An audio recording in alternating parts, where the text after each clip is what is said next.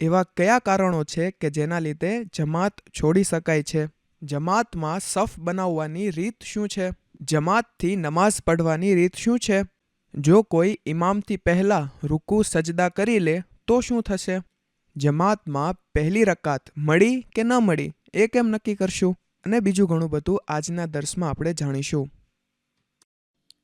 बिस्मिल्लाहिर्रहमानिर्रहीम अल्हम्दुलिल्लाहि रब्बिल आलमीन वल आक़िबतु लिल मुत्तक़ीन वस्सलातु वस्सलामु अला सय्यिदिल अंबियाइ वल मुरसलीन व अला आलिहि व अस्हाबिहिल किराम अजमईन. છેલ્લા દર્સમાં આપણે અઝાન અને ઇકામત વિશે વાત કરી. ઇકામત એ જમાતથી નમાઝ થવાની છે એનું એલાન છે. તો હવે આપણે જમાતથી નમાઝ જ્યારે પડવાના હોઈએ તો પહેલાં એ સમજી લઈએ કે જમાતથી નમાઝ પઢવી કયા વ્યક્તિ ઉપર વાજિબ છે અને કોણ જમાત છોડી શકે છે.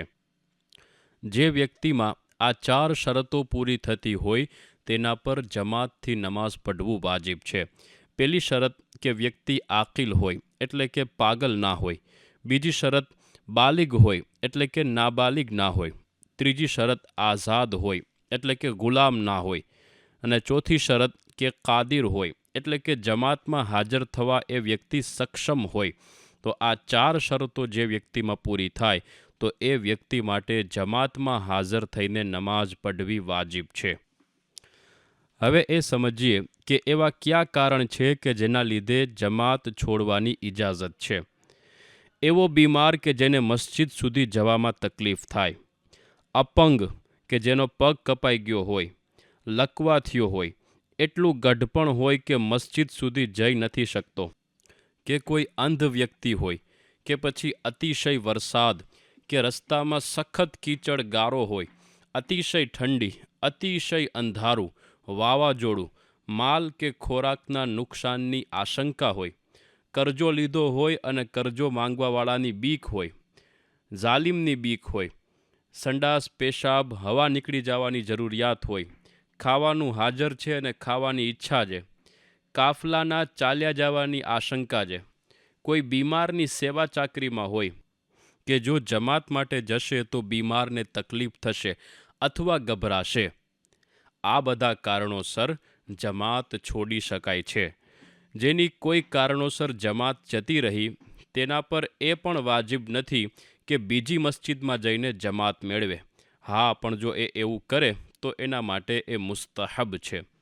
યાદ રાખો, સ્ત્રીઓને કોઈ પણ નમાઝ માટે જમાતમાં હાજર થવું જાયઝ નથી, પછી એ યુવાન હોય કે ઘરડી હોય. જમાત કોના માટે વાજિબ છે જ્યારે એ સમજી લીધું તો હવે એ સમજીએ કે જમાતથી નમાઝ પઢવાની રીત શું છે.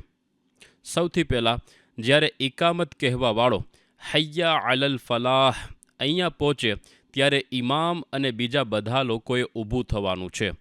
આ સમયે ઊભું થવું એ મુસ્તહબ છે.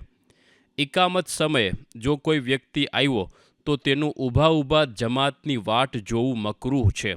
એ બેસી જાય અને જ્યારે હૈયા અલલ ફલાહ પર ઇકામત કહેવાવાળો પહોંચે ત્યારે ઊભો થાય. એવી જ રીતે જે લોકો મસ્જિદમાં હાજર હોય એ પણ. યાદ રાખો કે નમાઝ માટે દોડવું મકરૂહ છે. માટે જો મોડું થઈ ગયું હોય છતાં પણ દોડવાનું નથી.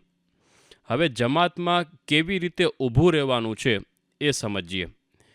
ઇમામ માટે ઇમામ વચ્ચે ઊભો રહે, એટલે કે બંને તરફ સફ એક સમાન હોય એવી રીતે. કોઈ એક બાજુ સફની લંબાઈ વધારે હોય, બીજી બાજુ ઓછું, એવી રીતે નહીં.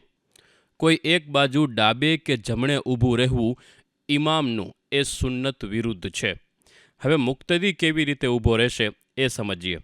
જો એક જ મુક્તદી હોય તો એ ઇમામની જમણી બાજુ ઊભો રહે, એવી રીતે કે ઇમામના પગના કાંડાથી મુક્તદીના પગના કાંડા આગળ ના હોય.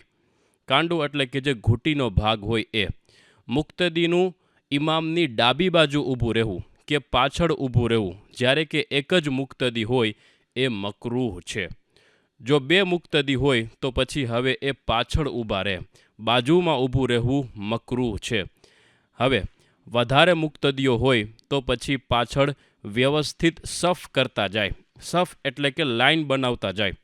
સવાબ મુજબ આગળની જે સફ છે એ પાછળની સફ કરતાં અફઝલ છે, એટલે કે આગળની સફમાં વધારે સવાબ છે, માટે પહેલાં આગળની સફ ભરવામાં આવે અને એક જ સફમાં એ જગ્યા કે જે ઇમામથી સૌથી નજીક છે એ અફઝલ છે. અને જો ડાબે અને જમણે બંને તરફથી સરખું અંતર થતું હોય તો જમણી બાજુ અફઝલ છે. માટે નવી સફ બનાવવાની શરૂઆત ઇમામની પાછળથી કરવામાં આવે. પછી બીજી વ્યક્તિ જે આવે તે આ વ્યક્તિની જમણી બાજુ ઊભો રહે અને ત્રીજો જે વ્યક્તિ આવે એ પેલા વ્યક્તિની ડાબી બાજુ ઊભો રહે. આવી રીતે જે ઇમામની નજીકની જગ્યા હોય ત્યાં ઊભા રહેવાનો પ્રયત્ન કરે. સફમાં બે વ્યક્તિ વચ્ચે જગ્યા ન રહેવી જોઈએ. બધાના ખભા એક સીધી લાઇનમાં હોવા જોઈએ, એટલે કે કોઈ આગળ કે પાછળ ના હોય. તેના માટે બધાના પગની પેની એક સીધી લાઇનમાં રાખવાની છે. જો સફ સીધી ન કરવામાં આવે તો હદીસમાં આવ્યું કે અલ્લાહ તાલા સફ સીધી ન કરવાવાળાઓની વચ્ચે વિખવાદ નાખી દેશે, એટલે કે એકતા નહીં રહે. સફ સીધી કરવા માટે ઘણા લોકો અંગૂઠા સીધી લાઇનમાં કરાવતા હોય છે, પણ એનાથી સફ સીધી નહીં થાય, કારણ કે બધાના પગ એક સમાન નથી હોતા. સફ સીધી કરવા માટે બધાના પગની પેની એક સીધી લાઇનમાં કરવામાં આવે તો બધા એક સીધી લાઇનમાં થઈ જશે. જો બાળકો પણ હોય જમાતમાં તો એમની સફ પુરુષોની સફથી પાછળ અલગ બનાવવામાં આવે, અને જો એક જ બાળક હોય તો એ પુરુષોની સફમાં જોડાઈ જાય તો પણ વાંધો નથી. જનાઝાની નમાઝમાં સૌથી અફઝલ છેલ્લી સફ હોય છે. બાકી નમાઝો માટે પહેલી સફ સૌથી અફઝલ છે.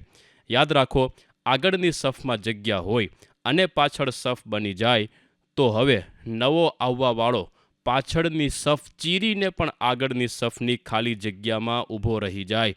આવું જો કોઈ વ્યક્તિ કરે તો તેના માટે હદીસે પાકમાં મગફિરતની ખુશખબરી આવી છે, પણ જો ફિતનો થવાની સંભાવના હોય તો આવું ના કરે. એટલા માટે જ્યાં સુધી આગળની સફમાં જગ્યા હોય બીજી સફ બનાવવાની મનાઈ છે. સફમાં એકલા પડવાવાળાનું ઊભું રહેવું મકરૂહે તંઝીહી છે, એટલે કે કોઈ બીજા વ્યક્તિને પાછળ બોલાવી લે. પણ અત્યારે જ્યારે માણસોને આટલું ઇલ્મ નથી હોતું તો વ્યક્તિ એકલો પાછળ સફમાં ઊભો રહી જાય. એકલા ઇમામનું મહેરાબમાં ઊભું રહેવું એ મકરૂહ છે. જો નમાઝીઓ માટે મસ્જિદમાં જગ્યા ઓછી છે તો વાંધો નથી. મહેરાબ એ જગ્યા કે જે મસ્જિદની વચ્ચેની જગ્યા છે જ્યાં સામાન્ય રીતે ઇમામ ઊભા રહેતા હોય છે. એકલા ઇમામનું ઊંચી જગ્યાએ ઊભું રહેવું એ મકરૂહ છે, કે જોવામાં દેખીતી રીતે ઇમામની ઊંચાઈ દેખાતી હોય. જો વધારે ઊંચું હોય તો મકરૂહે તહેરીમી થશે, અને જો ઓછું હોય તો તંઝીહી. એવી જ રીતે ઇમામ નીચે હોય અને મુક્તદીઓ ઊંચાઈ પર હોય, આ પણ મકરૂહ અને સુન્નત વિરુદ્ધ છે. મસ્જિદની જે રોજિંદી પહેલી જમાત છે તેનું મસ્જિદની વચ્ચેની જગ્યા છોડીને ડાબે કે જમણે જમાત કરવું એ મકરૂહ છે.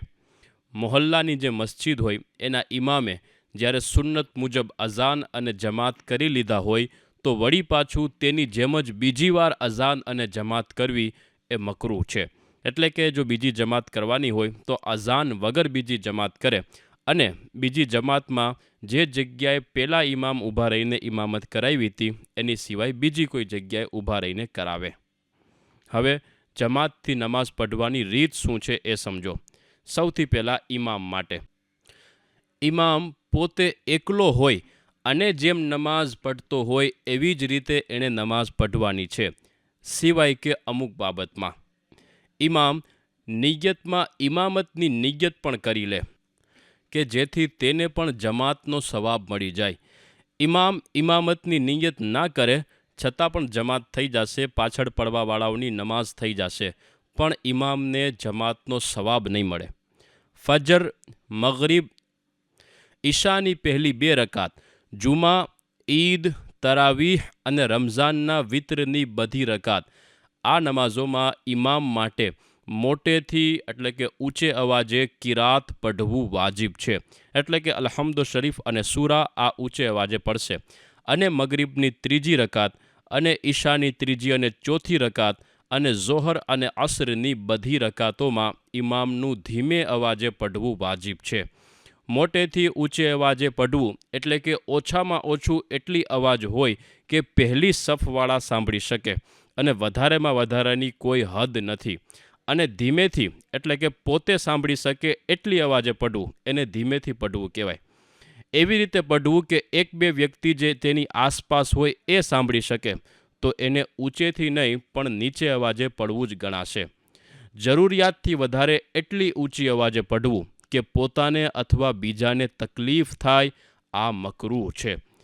ઇમામનું ઊંચા અવાજે તકબીરે તહેરીમા કહેવું સુન્નત છે. એવી જ રીતે બીજી બધી તકબીરો જે રૂકુની, સજદાની અને સમી અલ્લાહુ લિમન હમીદા અને સલામ, આ બધું પણ ઇમામનું ઊંચા અવાજે કહેવું એ સુન્નત છે. પણ જેટલું જરૂરી હોય એટલી ઊંચી અવાજ કરે, વધારે ઊંચી અવાજ કરવી મકરૂહ છે. રૂકુથી ઊભા થવામાં ઇમામ સમી અલ્લાહુ લિમન હમીદા પઢે, આ સુન્નત છે. અને ઇમામ રબ્બના વલકલ હમ્દ નહીં પઢે. સુન્નત એ છે કે ઇમામ બંને સલામ ઊંચા અવાજે કરે અને જે ડાબી બાજુનો સલામ હોય એ જમણી બાજુ કરતાં થોડોક નીચા અવાજે કરે.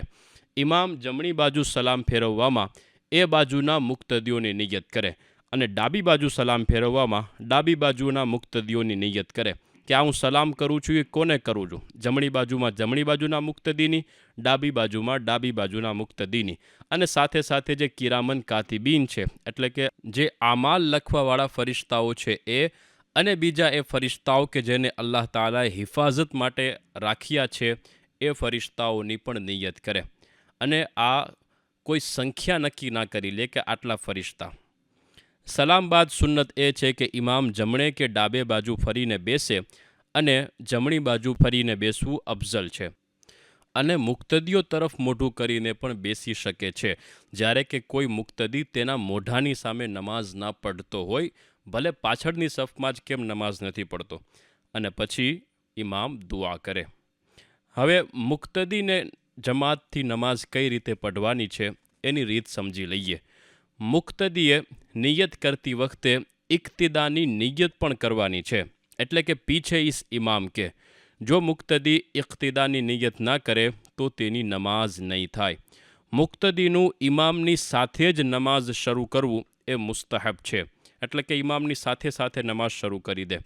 મુક્તદી માટે હવે કોઈ પણ ફર્ઝમાં ઇમામથી આગળ ન થવું એ ફર્ઝ છે, અને વાજિબમાં ઇમામથી આગળ ન થવું એ વાજિબ છે. તો જો મુક્તદીએ તકબીરે તહેરીમામાં ઇમામથી પહેલાં અલ્લાહુ અકબર આ પૂરું કરી લીધું, એટલે કે અકબરનો ર ઇમામથી પહેલાં પૂરો થઈ ગયો તો નમાઝ નહીં થાય. જો ઇમામથી પહેલાં તકબીરે તહેરીમા પૂરી કરી લીધી હોય તો પાછી ફરીથી તકબીરે તહેરીમા કહીને જમાતમાં ફરીથી દાખલ થાય. પહેલી રકાતનો રૂકુ મળી જાય તો તકબીરે ઉલાની ફઝીલત મળી જશે, એટલે કે એવું કે જાણે એણે તકબીરે તહેરીમા મેળવી લીધી અને એ રકાત પણ એને મળી ગઈ ગણાશે. જો રૂકુ ના મળ્યો તો એ રકાત નથી મળી. એ પાછળથી જ્યારે ઇમામ નમાઝ પૂરી કરી લે ત્યારબાદ એ રકાત પઢવાની થશે. રૂકુ મળ્યો ત્યારે ગણાય કે જ્યારે ઇમામ રૂકુમાં હોય ત્યારે મુક્તદી પણ રૂકુમાં હોય, એટલે કે હાથ લાંબા કરે તો ગોઠણ સુધી પહોંચી જાય. આટલું ઝૂકેલી હાલતમાં ઇમામ હોય ત્યારે મુક્તદી પણ જો આટલું ઝૂકેલો હોય તો રૂકુ મળી ગયું ગણાય. અને જો ઇમામ આટલું ઝૂકેલો નથી, થોડોક ઊભો થઈ ગયો છે, ત્યારે કોઈ જોડાય તો હવે રૂકુ થયું ગણાશે નહીં. જો ઇમામ રૂકુમાંથી ઊભા થઈ ગયા હોય તો પછી ઇમામ નવી રકાત શરૂ કરે ત્યાં સુધી વાટ જોઈને નથી ઊભું રહેવાનું, પણ જમાતમાં જોડાઈ જવાનું છે. ભલે એ રકાત તો આપણે પાછળથી પઢવાની જ છે. હવે શું પઢવાનું છે? સના મુક્તદીએ પઢવાની છે, પણ ઇમામ ઊંચા અવાજે જો કિરાત શરૂ કરી દે તો હવે મુક્તદી સના નહીં પઢે. ઇમામની કિરાત ન સંભળાતી હોય છતાં પણ જો ઇમામ ધીમે પઢતો હોય, એટલે કે ઝોહરની નમાઝમાં કે અસરની નમાઝમાં, તો પછી સના પઢી લે. મુક્તદીએ અઉઝુ બિલ્લાહ અને બિસ્મિલ્લાહ નથી પઢવાના. મુક્તદીને જે કાંઈ બોલવાનું છે એ ફક્ત પોતે સાંભળી શકે એટલી અવાજમાં બોલવાનું છે. તેણે ઇમામની જેમ ઊંચા અવાજે નથી પઢવાનું. હવે મુક્તદીને કોઈ પણ નમાઝમાં કિરાત જાયઝ નથી, તેના પર ચૂપ રહેવું વાજિબ છે. ઇમામ ઊંચા અવાજે કિરાત કરતો હોય તોય ભલે, અને ધીમા અવાજે નીચા અવાજે કરતા હોય તોય ભલે, બંને પરિસ્થિતિમાં મુક્તદીએ ચૂપ રહેવાનું છે કે ઇમામની કિરાત તેના માટે પણ પૂરતી છે. એનો મતલબ એમ કે મુક્તદીએ સૂરે ફાતિહા કે કોઈ સૂરત કે કોઈ આયત પઢવાની નથી, ફક્ત સના પઢીને પછી ચૂપ ઊભો રહી જાય. ઇમામ જ્યારે અલ્હમ્દુ શરીફ પૂરું કરે ત્યારે ધીમા અવાજે મુક્તદી આમીન કહે, આ સુન્નત છે.